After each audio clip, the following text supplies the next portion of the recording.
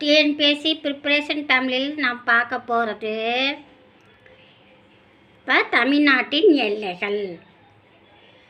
தமிழ்நாட்டில் வடக்கு பக்கம் பழவேற்காடு ஏரி இருக்குது, தெற்கு பக்கம் கன்னியாகுமரி இருக்குது, கிழக்கு பக்கம் கோடிக்கரை இருக்குது, மேற்கு பக்கம் ஆனைமலை குன்றுகள் இருக்குது.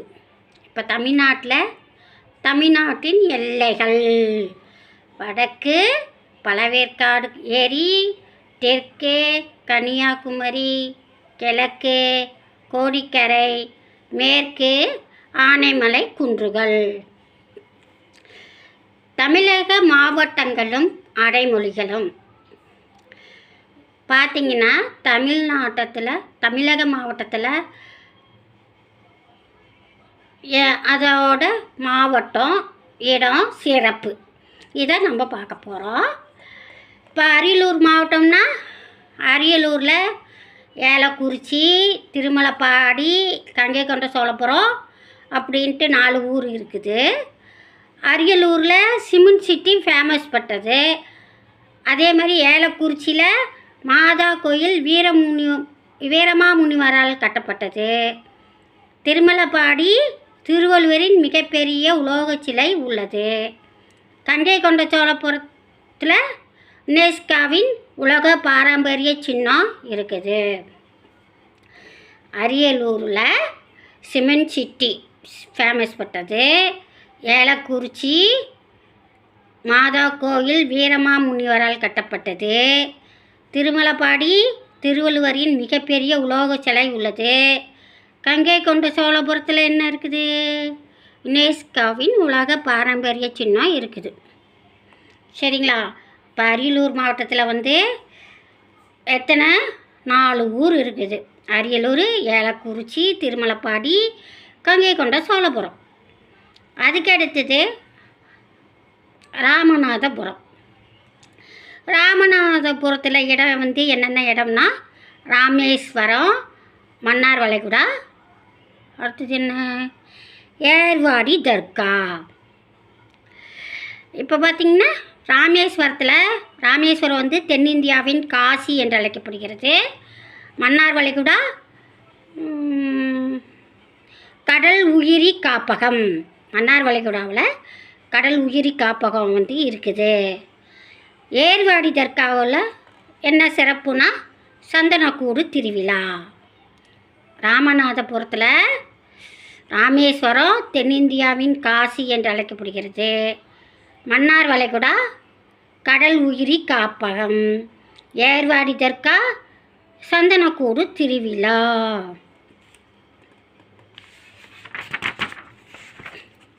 அதுக்கு அடுத்தது ஈரோடு மாவட்டம்.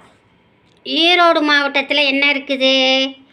ஈரோடு மாவட்டத்தில் சிறப்பு, ஈரோடு மாவட்டம் மஞ்சள் நகரம் என்று அழைக்கப்படுகிறது.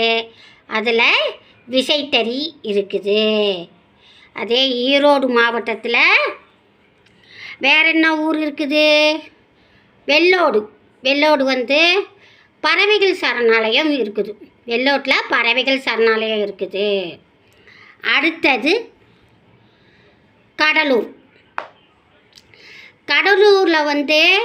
என்னென்ன ஊர் இருக்குதுன்னா, நெய்வேலி, வடலூர், பிச்சாவரம், 3 ஊர் இருக்குது. கடலூரில் நெய்வேலி, வடலூர், பிச்சாவரம். இந்த வடலூர் மாவட்டத்தில் வள்ளலார் கோயில் இருக்குது. அது ஒரு சிறப்பு வாய்ந்த கோயில். அடுத்தது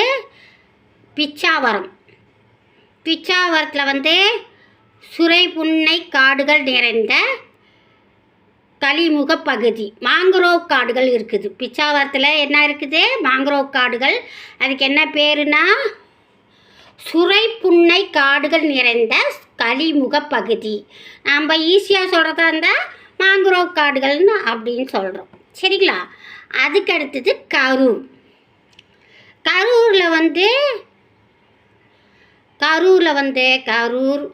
புகழூர், அடுத்தது தாந்தோணிமலை. இந்த 3 ஊர் இருக்குது. இந்த கரூரில் என்னென்ன இருக்குதுன்னா, சிறப்பு என்னன்னா, நெசவு தலைநகரம்,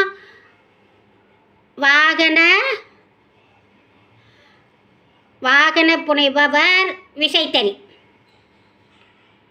கரூரில் என்னென்ன இருக்குதுன்னா நெசவு தலைநகரம், வாகன புனைபவர் விசைத்தறி 3 இருக்குது. அடுத்தது புகழூர். புகழூரில் என்ன இருக்குது? புகழூரில் தமிழ்நாடு செய்தித்தாள் காகித ஆலை. கரூரில் என்னென்ன ஊர் இருக்குது? ஐயோ, கரூரில் இப்போ பார்த்திங்கன்னா கரூர் புகழூரில் நெசவு தலைநகரம், வாகன புனைபவர் விசைத்தறி கரூரில் இருக்கிறது. புகழூரில் இருக்கிறது தமிழ்நாடு செய்தித்தாள் காகித ஆலை TNPL அப்படின்னு இருக்குது. அதே கரூர் தாந்தோணி மலையில் தென் திருப்பதி இருக்குது. அதுக்கு அடுத்தது காஞ்சிபுரம். காஞ்சிபுரத்தில் என்னென்ன ஊர் இருக்குதுன்னா காஞ்சிபுரம், வேடந்தாங்கல், காஞ்சிபுரம். இந்த காஞ்சிபுரத்தில் என்ன இருக்குதுன்னா காஞ்சிபுரம் வந்து ஏரி மாவட்டம். காஞ்சிபுரம் ஏரி மாவட்டம், சிட்டி ஆஃப் டெம்பிள்ஸ். அதுக்கடுத்தது வேடந்தாங்கல் பறவைகள் சரணாலயம். காஞ்சிபுரம் 1000 கோள்களின் நகரம். அதுக்கடுத்தது கிருஷ்ணகிரி வந்து கிருஷ்ணகிரியில் தளி, ஒசூர் 2 ஊர் இருக்குது. இந்த தளி வந்து குட்டி இங்கிலாந்து என்று பெயர் பெற்றது. ஒசூர் வந்து தொழிற்பேட்டைன்னு பெயர் பெற்றது. தளி வந்து என்ன ஊர்? குட்டி இங்கிலாந்து. ஒசூர் வந்து தொழிற்பேட்டை. அதுக்கு அடுத்தது கோயம்புத்தூரில்